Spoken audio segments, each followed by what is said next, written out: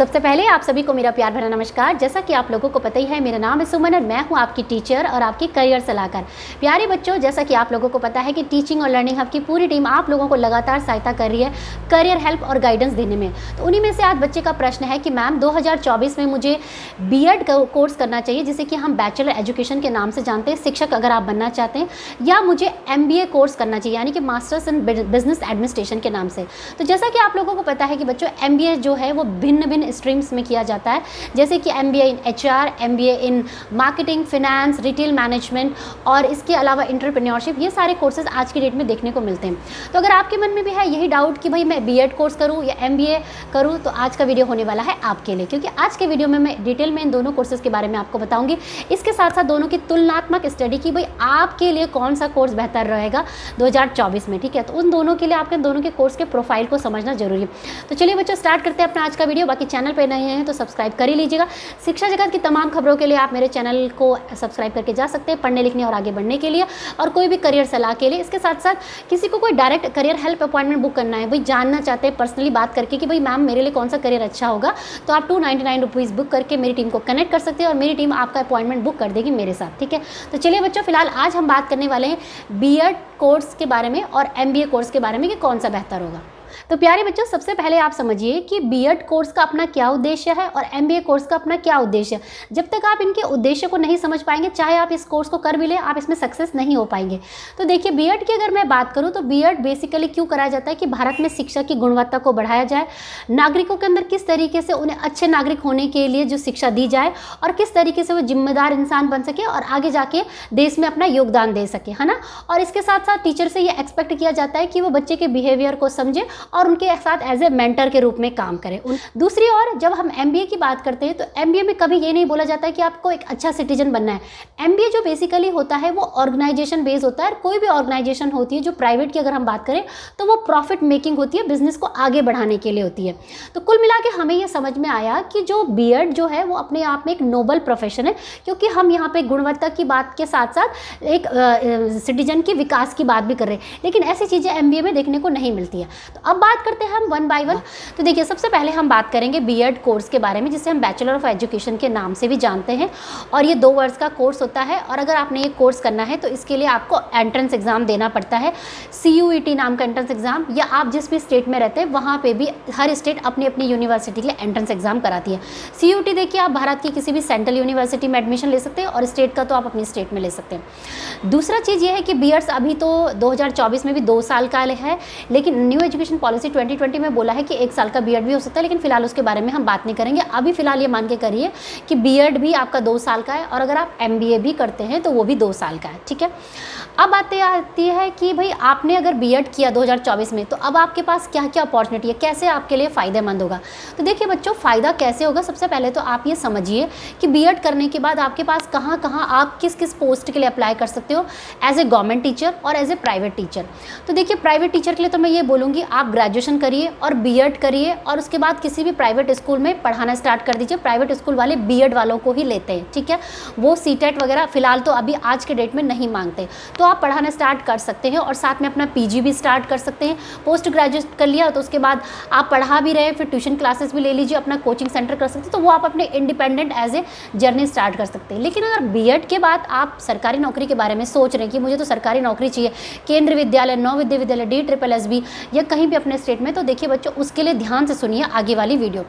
देखिए, जब आप बीएड करते हैं तो आपको पता है कि हमारे वर्तमान में जो इंडिया का जो करिकुलम सिस्टम है उसमें 3 ही कैटेगरी के टीचर होते हैं। एक होता है प्राइमरी टीचर, एक होता है ट्रेंड ग्रेजुएट टीचर जो कक्षा 6 से लेकर 8 को पढ़ाता है, और एक होता है पोस्ट ग्रेजुएट टीचर जो कि बड़ी क्लासेस को पढ़ाता है, जैसे मान लीजिए 11th एंड 12th। तो होता क्या है बच्चों कि जब आप सरकारी टीचर के लिए अप्लाई करते हैं ना, तो उसमें कक्षा 1 से लेकर 5 में तो आप अप्लाई नहीं कर सकते, क्योंकि सुप्रीम कोर्ट का आदेश है, तो उसे तो आप भूल ही जाओ।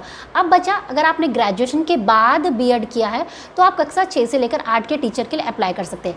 लेकिन सबसे समझने वाली बात यह है कि बच्चों, जब कक्षा 6 से लेकर 8 के टीचर के लिए आप अप्लाई करते हैं तो उस समय ध्यान रखा जाता है कि आपके सब्जेक्ट कॉम्बिनेशन क्या है, यानी कि आपने ग्रेजुएशन में क्या सब्जेक्ट पढ़े हैं और क्या आप बीएड में लेने वाले। इन दोनों को मिलने के बाद ही आपका जो बीएड की जो डिग्री होती है ना, उसका वजन बढ़ता है और उसकी मान्यता बढ़ती है। अगर मान लीजिए आपने ग्रेजुएशन के सब्जेक्ट अलग ले लिए, बीएड के सब्जेक्ट अलग ले लीजिए, तो आपकी जो बीएड की डिग्री होती है वो इनवैलिड कंसिडर कर दी जाती है और भविष्य में आपको कहीं पर भी सरकारी नौकरी के लिए आप अप्लाई नहीं कर सकते। तो इसलिए 6 to 8th में जो बच्चे टीचर बनना चाहते हैं वो ध्यान से सुनिए। देखिए 3 ही सब्जेक्ट होते हैं जिसमें कि आप टीचर के लिए आप सोचते हैं, या तो साइंस या आर्ट्स या कॉमर्स। तो देखो साइंस वाले बच्चों का तो इतना कोई प्रॉब्लम नहीं होता क्योंकि उनके सीधे सीधे सब्जेक्ट होते हैं फिजिक्स, केमिस्ट्री, मैथ्स या जोलॉजी, बॉटनी, केमिस्ट्री। अब बात आती है सोशल साइंस वाले बच्चों की, या जिन्होंने बीए प्रोग्राम लिया था या ऑनर्स किया रहता है या इंग्लिश लिया रहता है, तो उन्हें कैसे सब्जेक्ट लेने होते हैं। तो देखो बच्चों, अगर आप बीएड करने के बारे में सोच रहे हो तो आपको पता है कि सोशल साइंस में बहुत सारे सब्जेक्ट के कन्फ्यूजन होते हैं, जैसे कि history, geography, political, economics, psychology, education, civics, sociology, ये काफ़ी सब्जेक्ट उसमें डाल दिए जाते हैं। लेकिन अगर आपने टीचर बनना है ना, तो आपने कभी भी इन सब्जेक्ट का चुनाव नहीं करना है कि जैसे आपने सोशलॉजी ले ली या सिविक्स ले ली। आपने हमेशा अपने ग्रेजुएशन और बीए प्रोग्राम में हिस्ट्री, ज्योग्राफी, पॉलिटिकल, इकोनॉमिक्स इस प्रकार के सब्जेक्ट लेने हैं अगर आप बीएड कर रहे हैं। अगर आप इन चारों सब्जेक्ट को नहीं लेते हो ना, इन चारों में से 2 सब्जेक्ट को नहीं लेते हो, हिस्ट्री और ज्योग्राफी आपका बेस सब्जेक्ट होना, तो कहीं ना कहीं आने वाले भविष्य में आपके जो टीचर बनने में है वो दिक्कत आ सकती है। तो इसके लिए आप चाहे तो डायरेक्टली अपना करियर हेल्प अपॉइंटमेंट बुक कर सकते हैं हमारे साथ और हमसे जानकारी ले सकते हैं, जिसके चार्जेस होते हैं 299 रुपीज़। ठीक है। तो दूसरी बात आ गई सोशल साइंस वाले बच्चों की। अब तीसरा है कि मान लीजिए कि अगर आपने ग्रेजुएशन बीकॉम में किया है तो क्या आपको बीएड करना चाहिए। साफ शब्दों में बोल देती हूँ, बीकॉम वाले बच्चों बीएड मत करो। बीएड आपके लिए बिल्कुल बेकार है क्योंकि आप 1st to 5th के टीचर भी नहीं बन पाओगे और 6 to 8th के भी आपको प्रॉब्लम आएगी। क्यों आएगी? क्योंकि आपको पता है कि इंडिया का करिकुलम सिस्टम में 6 to 8th में कहीं पे भी कॉमर्स नहीं पढ़ाई जाती है। तो जब ये प्राइवेट स्कूल वाले आपको एडमिशन देते हैं, बोलते हैं सोशल साइंस ले लो, अंग्रेजी ले लो, आप अंग्रेजी के टीचर बन जाओगे, जो कि आप नहीं बन पाओगे। ठीक है। तो इसलिए आपने बच्चों बीएड तभी आप करना जब आपके ग्रेजुएशन के सब्जेक्ट ठीक से हैं, तभी आप अपने सरकारी टीचर के बारे में सोच पाएंगे, क्योंकि उसमें सब्जेक्ट कॉम्बिनेशन इंपॉर्टेंट। अगर आप बीएड के बारे में आप सोच रहे हो तो आप निश्चित रूप से आप कर सकते हैं। सरकारी नौकरी का ये है कि देखो बच्चों 2 साल आपके बीएड में लग जाएंगे, फिर आप कहीं ना कहीं जब वैकेंसीज आती है तो उसमें आपको तैयारी करते 1-1.5 साल 2 साल तो लग ही जाता है ना। तो तैयारी करते करते वैकेंसी आते 2 साल और हो जाते। तो कुल मिला के मतलब अगर आप बीएड कर रहे हैं तो बीएड आपके 5 साल ले लेता है। ठीक है। तो 5 साल के बाद आप कहीं ना कहीं अपने आप को सरकारी जॉब में देख सकते हैं। तो अब आप सोच लीजिए कि भाई ये इसका प्रोफाइल है और 5 साल मैंने देने हैं, तो क्या मेरे लिए बीएड अच्छा होगा या नहीं होगा। ठीक है। अब बात करते हैं बच्चों एमबीए कोर्स के बारे में। तो एमबीए जिसे कि हम जानते हैं मास्टर्स इन बिजनेस एडमिनिस्ट्रेशन के नाम से, यानी कि कुल मिला के हमें इससे समझ में आता है कि कहीं ना कहीं ये जो कोर्स है बिजनेस के बारे में डील करता है और बिजनेस से संबंधित ये कोर्स है कि भाई क्या मार्केटिंग है, क्या ट्रेंड चलता है, कैसे प्रोडक्ट को बनाया जाता है, प्रोडक्ट की सेल कैसे करा जाता है, उससे संबंधित ये जो है ये कोर्स कहा जाता है। वर्तमान में आज की डेट पे अगर आपने एमबीए कोर्स करना है तो आपको जिस तरीके से आप बीएड के लिए एंट्रेंस एग्जाम देते हैं, आपको एंट्रेंस एग्जाम देना होता है मैट इत्यादि का। और भारत के अलावा भी अगर आप किसी विदेशी संस्थान से आप एमबीए कोर्स करना चाहते हैं तो आप ये कर सकते हैं। उसके लिए कुछ सेपरेट एंट्रेंस एग्जाम देने होते हैं, उसके डिटेल वीडियो में बाद में चैनल पे लेके आऊँगी। आज की डेट पे अगर आपने एमबीए करना है ना तो बच्चों ये सारे कोर्सेज आपके सामने हैं, जैसे कि सबसे ज़्यादा मोस्ट डिमांडेड है MBA in HR, MBA in finance, MBA in marketing, MBA in operation, entrepreneurship, retail management. ये सारे कोर्सेज बच्चे जो हैं आज की डेट में प्रेफर कर रहे हैं। आप चाहे तो एमबीए प्राइवेट संस्थानों से भी कर सकते हैं। ठीक है। एमबीए बेसिकली वही बच्चे करते हैं जिनका बिजनेस और एनालिटिक माइंड होता है, जो ये सोचते हैं कि हम किसी बिजनेस को कैसे ग्रो कर सके, कैसे मार्केट को स्टडी करके और कैसे अपनी नई चीज़ों को, प्रोडक्ट को डेवलप करके मार्केट में लाके अपने बिजनेस को बढ़ाएं, ज़्यादा से ज़्यादा पैसा कुल मिला के कमाएं। ये एमबीए का मेन मोटिव होता है। तो आप ये देख लीजिए बच्चों कि क्या आपके अंदर वो स्किल है। मान लीजिए कि अगर आप मार्केटिंग में एमबीए करते हैं तो मार्केटिंग में एमबीए करने का मतलब ये समझ लीजिए कि डेली आपको बहुत अच्छी नॉलेज होनी चाहिए मार्केट की, प्रोडक्ट की और ट्रेंड की, क्या चल रहा है, कस्टमर बिहेवियर की। इसके साथ साथ मान लीजिए कि अगर आप मार्केटिंग मैनेजर बनते हो, वहाँ पे आपको बोला जाता है कि भाई आप हमारा ये नया पेन है मार्केट में, हम इसे लॉन्च करना चाहते हैं, इसकी आपको सेल करनी है। तो भाई इसके सेल करने के लिए आपको इसके प्रोडक्ट की नॉलेज होनी ज़रूरी है, आपको एक कन्विंसिंग पावर होनी चाहिए कि आप इसको बेच सके। इसके साथ साथ आपकी जो कम्युनिकेशन स्किल है ना वो अच्छी होनी चाहिए। तो आप देखिए कि क्या आप एमबीए तो कर रहे हैं लेकिन क्या एमबीए मार्केटिंग में फिट बैठ पा रहे हैं, ये आपने अपना खुद का एनालिसिस करना है अपनी क्वालिटीज़ को देखते हुए। ठीक है। दूसरा मान लीजिए कि आप एमबीए एचआर भी करते हैं। तो एचआर वालों का काम क्या होता है, एचआर HR वालों का मेन होता है ह्यूमन रिसोर्स। रिसोर्स कंपनी में क्या है, रिसोर्स कंपनी में दो ही होते हैं, एक होता है मैन और एक होती है एसेट्स। मैन मतलब जो लोग वहाँ पे काम कर रहे हैं, और एसेट मतलब जो भी हमारी मशीन वगैरह है जो कि वो प्रोडक्ट को बना के दे रही है ना। तो ये सारी चीज़ें समझनी जरूरी होती है एक HR के लिए कि वो किस तरीके से ऐसे कोलैबोरेट करके उन सारों के साथ सामंजस्य बिठा के काम कर सकता है या नहीं कर सकता है। तो उसके लिए आपके अंदर क्वालिटी होनी चाहिए टीम वर्क की, है ना। तो ये क्वालिटी है बच्चों MBA जो बच्चे करते हैं। बाकी इसी तरीके से फाइनेंस है, तो फाइनेंस वालों के लिए तो भाई अच्छी खासी अकाउंट्स की नॉलेज होनी चाहिए आपको, इक्विटी, फाइनेंस, बैंकिंग वगैरह इसका काफ़ी अच्छा आपको नॉलेज होना चाहिए, GST वगैरह जो भी फाइनेंस से रिलेटेड लेटेस्ट अपडेट चल रहा है।